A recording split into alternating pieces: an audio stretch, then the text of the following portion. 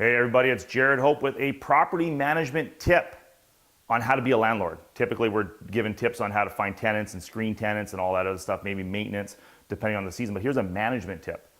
I've narrowed it down to two really important things. Now this is from me being an investor of hundreds of properties, and I've transacted over 400. I've been playing this game since 2003.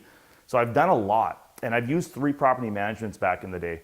And I'm gonna tell this quick story. My very first property management company was a guy out of Edmonton, came referred to by a rather large real estate program. This guy told me he was screening the tenants, and it turned out he wasn't. He put in smokers, big dogs. I had 8 properties at the time. Smokers, big dogs, no jobs. It was like multiple people living in the property. And when we ended up letting him go a few months later, it took me months and months to clean up my portfolio and transition people out to get the right people in. So what I've narrowed it down to is there's 2 important parts.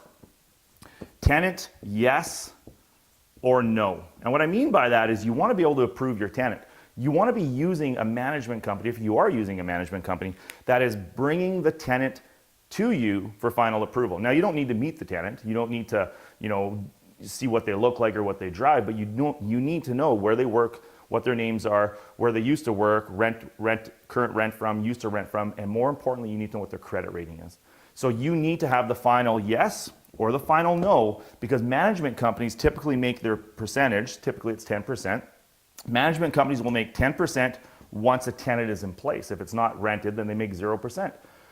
Now, most people think that's a benefit. Well, that can actually be a deterrent, because if they're not making 10% until it's rented, who's to say they're screening it right? Now, I'm not saying they're not. I'm just saying who's to say they are. You're putting all the risk into them in doing it right. Now, let's just assume that they did. Let's just assume for argument's sake that they didn't do it right, and 6 months down the road the tenant moves out and leaves $10,000 damage to the property. The management company ain't going to stand up and say, hey, yeah, sorry, we made a mistake.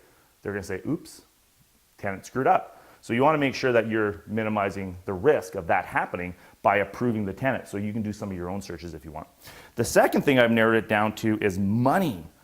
This is very important. Most management companies, what they're going to do is they're going to collect your rent on the 1st of the month, and then they're going to pay all of their bills, including themselves. And then on the 25th to the 28th of the month, they're going to pay you. They're going to send you whatever money's left over. So there's about 24 to 27 days of them holding your money, which you have to pay your mortgage, taxes, insurance. You still have bills to pay. But then when they send you the bill, those bills have already been paid, and now you're kind of swimming upstream trying to get questions asked. Make sure that you're managing your money. Make sure you're approving bills before they get paid. Because if you're approving a bill before it gets paid, it keeps you in control. I'm not saying don't do the work. Do the work. But if you're approving the bills before they get paid, now you have a little bit more control over your money. So now if you're controlling your money and controlling your tenant, you haven't really gotten rid of all of the risk, but you've minimized your risk significantly, which puts you back in control. By being in control of your business, you're actually going to make more money at the end of the day. That's a management tip that I've taught myself over and over again from doing years of property management with companies managing my portfolio.